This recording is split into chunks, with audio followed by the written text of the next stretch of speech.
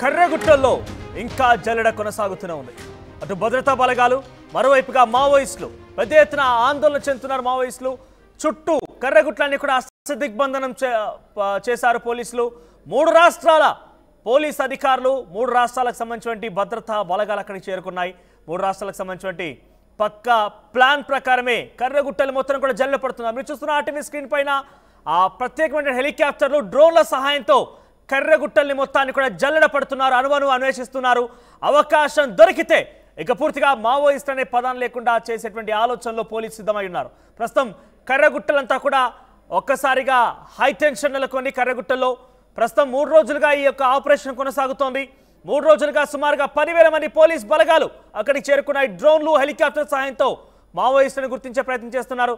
ఇప్పటికైతే పూజారి, కాంకేరు ప్రాంతాల్లో భారీ ఎన్కౌంటర్ చర్చ చేసుకున్నట్టు తెలుస్తోంది. ఈ ఎన్కౌంటర్లో సుమారుగా 10 మంది మావోలు హతమైనట్టు తెలుస్తోంది. దీనికి సంబంధించి మరిన్ని అప్డేట్స్ మా ప్రతినిధి ఉదయ్ అందిస్తారు. ఉదయ్, ఏంటి ప్రజెంట్ ఇప్పటివరకు 3 రోజులుగా జల్లెడ కొనసాగుతోంది. పోలీసులు కూడా చాలా భయపడుతున్నారు. ఆ కర్రెగుట్టల్లో హిడ్మా ఉన్నారనే పక్కా సమాచారంతో అక్కడికి వెళ్ళినట్టుగా తెలుస్తోంది. అక్కడ పోలీసులు కూడా చాలా పెద్ద ఎత్తున కుమ్మింగ్ కొనసాగిస్తుండగా అణువణు అన్వేషిస్తున్నారు. ఎక్కడ ఎటువంటి ల్యాండ్ మైన్ ఉంటుంది, ప్రెషర్ కుక్కర్ ఉంటుంది, ఐఈడి బాంబులు ఉంటాయని పోలీసులు కూడా భయపడుతున్నారు. పోలీసులు కూడా ప్రాణాలు అరచేతిలో పెట్టుకొని ముందు కొనసాగుతూ మావోయిస్టులని పట్టుకునే ప్రయత్నం చేస్తున్నారు. సో ఈ రోజు జరిగినటువంటి ఈ ఎన్కౌంటర్లో ఎవరెవరు హతమయ్యారు, దాంట్లో కీలకమైన వ్యక్తులు ఎవరు ఉన్నారా? ఎస్ మనోజ్, తెలంగాణ, ఛత్తీస్గఢ్, మహారాష్ట్ర సరిహద్దుల్లో 280 చదరపు కిలోమీటర్ల పరిధిలో విస్తరించినటువంటి కర్రెగుట్టల్లో ప్రస్తుతం యుద్ధ మేఘాలు అలుముకున్నాయని చెప్పుకోవాలి.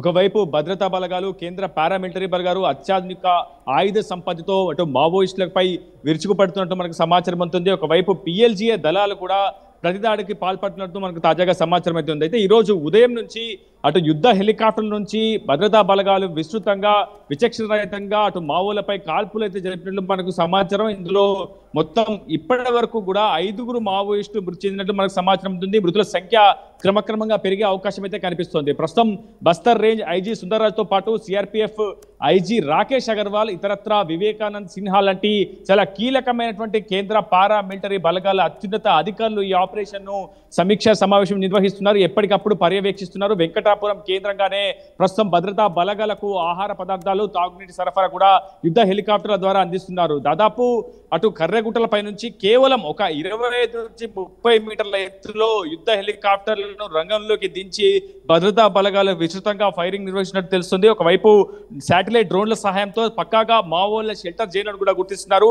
లాటిట్యూడ్, లాంగిట్యూడ్ ఆధారంగా అన్మాన్డ్ ఎయిర్ వెహికల్స్ ని కూడా రంగంలోకి దింపి ప్రస్తుతం మావోయిస్టుల షెల్టర్ జోన్స్ ను గుర్తించినటువంటి భద్రతా బలగాలు టార్గెట్ జోన్లుగా ప్రస్తుతం విస్తృతమైనటువంటి కాల్పులు అయితే జరుపుతున్నారు. మృతుల సంఖ్య మనం ఊహించని స్థాయికి చేరుకునే అవకాశం అయితే ఉంటుంది. నిజానికి ఛత్తీస్గఢ్, తెలంగాణ బార్డర్ లో చరిత్రలో కని విని ఎనుగని రీతిలో ఒక అతిపెద్ద ఆపరేషన్ ప్రస్తుతం భద్రతా బలగాలు లాంచ్ చేశాయని చెప్పుకోవాలి. సుమారు 3 రాష్ట్రాల పరిధిలో 10,000 మందికి పైగా భద్రతా బలగాలు ప్రస్తుతం కర్రెగుట్టలను అష్టదిగ్బంధనం చేస్తున్నాయి. మరోవైపు యుద్ధ హెలికాప్టర్ల ద్వారా కేంద్ర పారామిలిటరీ బలగాలు గత కొద్దిసేపటి క్రితమే కర్రెగుట్టలోని అత్యధిక ఎత్తు భాగంలో ప్రస్తుతం ల్యాండింగ్ అయ్యాయి. అక్కడ ఒక ఫార్వర్డ్ ఆపరేషన్ బేస్ పాయింట్ కూడా ఏర్పాటు చేసుకుంటున్నాయి. అక్కడే నిత్యావసర సరుకులను డంప్ చేసుకొని సుమారు వారం రోజుల పాటు కూడా ఈ ఆపరేషన్ కొనసాగబోతున్నట్లుగా మనకు సమాచారం అందుతుంది. కర్రెగుట్టల్లో ఉన్నటువంటి పూర్తిగా అణువణువు, ఇంచు బై ఇంచు ప్రస్తుతం జల్లెడ పడుతున్నాయి భద్రతా బలగాలు. ఒకవైపు కర్రెగుట్టలను ఛత్తీస్గఢ్ నుంచి సిఆర్పిఎఫ్ బలగాలు, అదేవిధంగా బస్తర్ ఫైటర్స్ కావచ్చు, స్పెషల్ టాస్క్ ఫోర్స్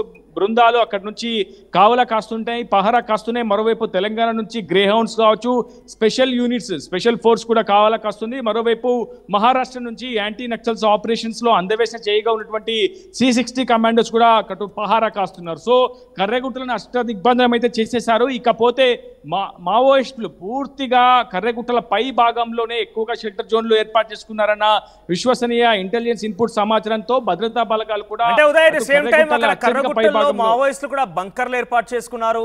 ఎవరైనా వచ్చినా కూడా వారు దాచుకోవడం కోసం, తలదాచుకోవడం కోసం సేఫ్ జోన్స్ కూడా ఏర్పాటు చేసుకున్నట్టుగా బయటికి సమాచారం పొక్కుతున్నాయి. సో అటువంటిది ఏదైనా ఇప్పటివరకు బంకర్ని కానివ్వండి, సేఫ్ జోన్ని కానివ్వండి, వారు ఉన్నటువంటి ప్రాంతాన్ని అన్వేషించారా? అంటే ఇప్పుడు 5 ఎవరైతే హతమయ్యారో వారున్న చోట ఎటువంటి ఏర్పాట్లు ఉన్నాయి?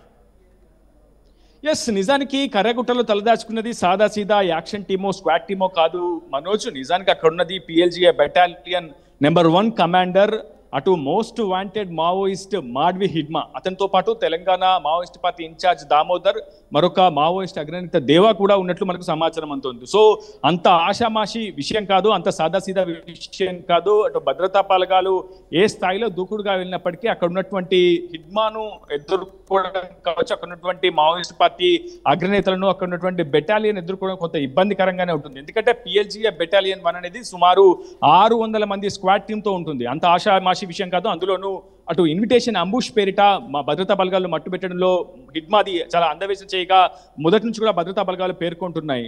ఎప్పుడైనా సరే ఇన్విటేషన్ అంబుష్ వచ్చిందంటే హిడ్మా ఉన్న ప్రాంతానికి వెళ్ళేందుకు కూడా భద్రతా బలగాలు వెనుకంజ వేస్తుంటాయి. 2-3 సార్లు ఆలోచిస్తున్నటువంటి ఘటనలు గతంలో చూసాం.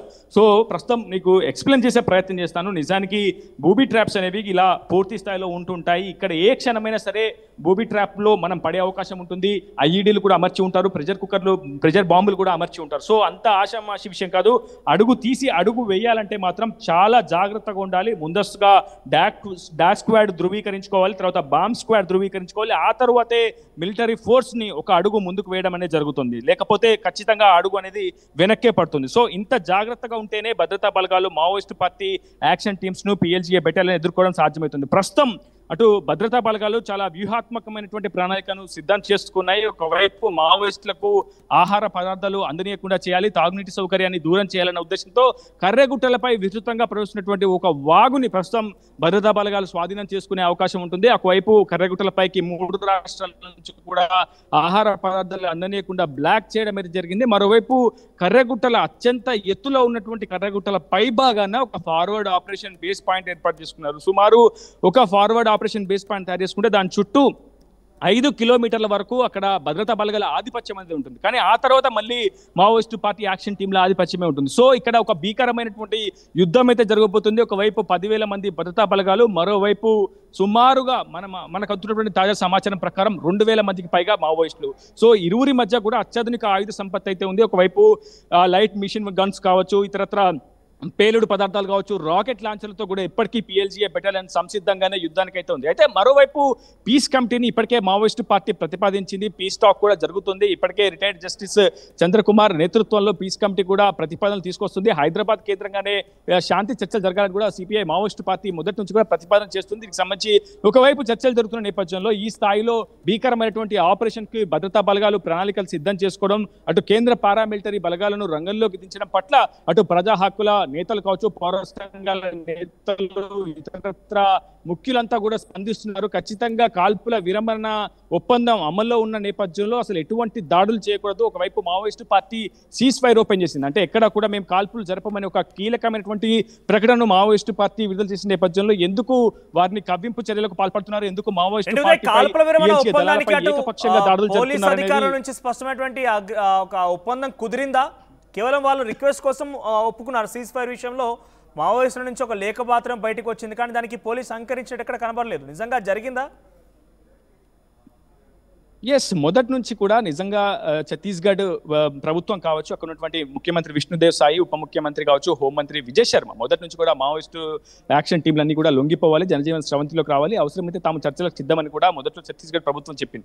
ఆ తర్వాత ప్రస్తుతం ఆపరేషన్ కగార్ పేరిట పతాక స్థాయికి సైనిక చర్య చేరడంతో అటు మావోయిస్టు పార్టీ అధికార ప్రతినిధి అబ్బాయి కూడా స్పందించారు. ఖచ్చితంగా శాంతి చర్చలకు తాము స్వాగతిస్తున్నాం, ఒక 4 రోజుల పాటు కాల్పుల విరమణకు మేము అంగీకరిస్తున్నాం, ప్రభుత్వం కూడా అందుకు కలిసి వచ్చేందుకు 4 రోజుల పాటు ఎక్కడ కూడా కాల్పులు జరపం, ఏ ఒక్క సైనికుడు మీడియా కానీ అదేవిధంగా ఎఫ్ఓబి పాయింట్ల మీద కానీ తాము కాల్పులు జరపమని స్వచ్ఛందంగా అటు మావోయిస్టు పార్టీ నుంచి ఒక ప్రకటన విడుదలైంది. ఆ తర్వాత కొద్ది రోజులకు ఖచ్చితంగా ఈ అంశాన్ని పరిగణలోకి తీసుకుంటామని చెప్పి ఛత్తీస్గఢ్ హోంమంత్రి విజయ్ శర్మ కూడా ఆ లేఖకు స్పందించారు. అయితే ఆ తర్వాత శాంతి చర్చలకు సంబంధించినటువంటి ఒక అంశంలో ఇంకా పూర్తి స్థాయిలో ప్రభుత్వం నుంచి, కేంద్ర ప్రభుత్వం నుంచి స్పష్టమైనటువంటి ఒక అభిప్రాయం వెలువడలేదు. నిజానికి కేంద్ర హోంమంత్రి అమిత్ షా కావచ్చు, కేంద్ర ప్రభుత్వం కావచ్చు, మావోయిస్టు పార్టీకి ఒక డెడ్ లైన్ విధించింది. అయితే కేంద్ర ప్రభుత్వం నుంచి స్పష్టమైనటువంటి ఒకటే విధానం, నిర్ణయం అనేది ప్రకటించబడుతుంది. మొదటి నుంచి కూడా కేవలం ఆయుధాలు వదిలిపెట్టి ఎటువంటి డిమాండ్లు లేకుండా నేరుగా జనజీవన స్రవంతిలో కలిసిపోతేనే మావోయిస్టులకు ఒక పూర్తి స్థాయిలో వారికి జనజీవన స్రవంతిలో కలిసిపోతే వారికి అటు ప్రభుత్వ పరంగా కావచ్చు, ఇతరత్ర చట్టపరంగా వారికి అందాల్సినటువంటి సేవలన్నింటినీ కూడా అందిస్తాము, లేదంటే మాత్రం ఖచ్చితంగా సీరియస్ యాక్షన్ అయితే ఉంటుందనేది మొదటి నుంచి కూడా కేంద్ర హోంశాఖ మంత్రి అమిత్ షా కావచ్చు, స్థానికంగా ఉన్నటువంటి ప్రభుత్వం చెప్తుంది. సో పీస్ కమిటీ చర్చల విషయంలోనే ఒక దృఢమైనటువంటి అభిప్రాయానికి, ఏకాభిప్రాయానికి, ఒక ఏకపక్ష నిర్ణయానికి మాత్రం ఎక్కడ కూడా ఒక అంగీకారం అయితే రాలేదు. కానీ ప్రస్తుతం ఒక శాంతి చర్చలకు మావోయిస్టు పార్టీ పిలుపునిచ్చిన నేపథ్యంలో కొంత ప్రభుత్వం కూడా ఆలోచన చేయాల్సి ఉంటుంది. కానీ ఇలా ఏకపక్షంగా కాల్పులు జరపడం సరైనది కాదనేది మొదటి నుంచి కూడా సిపిఐ మావోయిస్టు పార్టీ అభివర్ణిస్తుంది. ఎందుకంటే ఒకవైపు ఆపరేషన్ కగార్ పేరిట విస్తృతంగా సుమారు ఒక బస్తర్ రేంజ్లోనే 180కి పైగా ఫార్వర్డ్ ఆపరేషన్ బేస్ పాయింట్లని అటు సైనికులు ఏర్పాటు చేసుకున్నారు. ప్రస్తుతం కర్రెగుట్టలు అనేది మాత్రమే అబూజ్మర్ తర్వాత ఆ స్థాయి షెల్టర్ జోన్ గా సిపిఐ మావోయిస్టు పార్టీ పిఎల్జీఏ దళాలు భావిస్తున్నాయి. సో ఈ నేపథ్యంలో చాలా అధిక మొత్తంలో దట్టు అది కూడా 3 రాష్ట్రాల సరిహద్దుల్లో ఉండడంతో మహారాష్ట్ర కావచ్చు, ఇటు ఛత్తీస్గఢ్ కావచ్చు, ఇటు అక్కడే మకాం వేసి తలదాచుకున్నారు. వాళ్ళు ఎటువంటి విధ్వంసకరమైనటువంటి ఘటనలకు పాల్పడటం లేదు. కేవలం షెల్టర్ జోన్ ను సేఫ్ జోన్ ను ఏర్పాటు చేసుకొని ప్రస్తుతం సైనిక చర్య నుంచి కొంత ఉపశమనం పొందేందుకు సైనిక చర్యకు దూరంగా ఉండేందుకు మాత్రమే పిఎల్జీఏ దళాలు వెయిట్ చేస్తున్నాయి తెలుపుకుంది. కర్రెగుట్టలో ఒక విధ్వంసకరమైనటువంటి వాతావరణం నెలకొందని చెప్పుకోవాలి. ఒకవైపు యుద్ధ హెలికాప్టర్ల పై నుంచి చాలా అత్యాధునికమైనటువంటి ఆయుధ సంపత్తిని అటు లాంచ్ చేసుకుంటూ విస్తృతంగా దాడులకు పాల్పడుతున్నాయి భద్రతా బలగాలు. మరోవైపు మావోయిస్టు పార్టీ పిఎల్జీఏ దళాలు కూడా అదే స్థాయిలో ప్రతిదాడులకు పాల్పడేందుకు ప్రణాళికలు సిద్ధం చేసుకున్నాయి. అయితే ప్రస్తుతం మావోయిస్టు పార్టీ పిఎల్జీఏ దళాలు అత్యధికంగా, ఎందుకంటే పై నుంచి డ్రోన్ బాంబులను కూడా రిలీజ్ చేసే అవకాశం ఉంటుంది కాబట్టి ఎక్కడ కూడా ఎటువంటి ప్రాణాపాయం లేకుండా ఉండేందుకు తమ వంతు జాగ్రత్తగా మావోయిస్టు పార్టీ పిఎల్జీఏ దళాలు బంకర్లు కూడా ఏర్పాటు చేసుకొని అటు బంకర్లు తలదాచుకుంటూ మనకు సమాచారం అందుతుంది. ఏదేమైనప్పటికీ కని విని ఎరుగని రీతిలో ఒక ఆపరేషన్ కర్రెగుట్ట అయితే కొనసాగుతుంది. సుమారు 72 గంటలుగా 10,000 మందికి పైగా భద్రతా బలగాలు ఈ ఆపరేషన్ ముందుకు తీసుకెళ్తున్నాయి. మనోజ్ రైట్ ఉదయ్. సో మొత్తం మీద 3 రాష్ట్రాలు కలిపినటువంటి ఆ కర్రెగుట్టలు మహారాష్ట్ర, తెలంగాణ, ఛత్తీస్గఢ్. ఇప్పుడు ఆ కర్రెగుట్టలు 300 కిలోమీటర్ విస్తరణ ఉన్నటువంటి కర్రెగుట్టలు మొత్తాన్ని కూడా అణువు అన్వేషిస్తున్నారు, జల్లెడ పడుతున్నారు భద్రతా బలగాలు, పోలీసు బలగాలు. సో ఇప్పటికే అక్కడ కొన్ని వేల సంఖ్యలో మావోయిస్టులు ఉండే అవకాశం ఉంది. ముఖ్యంగా హిడ్మా లాంటి ఒక కీలకమైన నేత, దామోదర్ లాంటి ఒక కీలకమైనటువంటి మావోయిస్ట్ నేత అక్కడ ఉన్నారు, అక్కడే ఉన్నారన్న పక్కా సమాచారంతో ఈ ఆపరేషన్ కొనసాగుతుందని తెలుస్తోంది. కర్రెగుట్టలను అటు ఛత్తీస్గఢ్ నుంచి, మహారాష్ట్ర నుంచి, తెలంగాణ నుంచి హస్తదిగ్బంధన చేశారు పోలీసులు. 72 గంటలు కావస్తోంది. నిన్న జరిగినటువంటి పూజారి కాంకేర్ ప్రాంతంలో ఎన్కౌంటర్ చోటు చేసుకుంటే దాంట్లో 5గురు మావోలు హతమయ్యారు. ప్రస్తుతం ఇంకా కుమ్మింగ్ కొనసాగుతోంది. ఒక బిగ్గెస్ట్ హై టెన్షన్ నెలకొంది ఆ ప్రాంతం అంతా కూడా. మరింతగా కొంత ఆందోళన కలిగించే విధంగా కూడా అక్కడ పోలీసుల ఆపరేషన్స్ కొనసాగుతున్నాయి. అడుగడుగు కూడా ఆచితూచి వేయాల్సిందే. పోలీసులు వెళ్ళేటువంటి మార్గాల్లో ఏ చోటైనా ల్యాండ్ మైన్స్ కానివ్వండి, అక్కడ ఐఈడి బాంబులు కానివ్వండి, ప్రెషర్ కుక్కర్లు కూడా ఉండే అవకాశం ఉంది. డాగ్ స్క్వాడ్, ఆ తర్వాత బాంబ్ స్క్వాడ్ నిర్ధారించుకున్న తర్వాతే అడుగడుగు ముందుకు వేస్తూ వెళ్తున్నారు పోలీసు అధికారులు. సో ప్రెసెంట్ ఈ ఆపరేషన్ ఇంకా కొనసాగే అవకాశం ఉంది. వారం 10 రోజులైనా కూడా ఈసారి ఎట్టి పరిస్థితుల్లో కూడా హిడ్మాని వదిలే ప్రసక్తే లేదంటూ పోలీసులు ఆపరేషన్ చేపడుతున్నారు. చూద్దాం మరి ఏం జరుగుతుందో.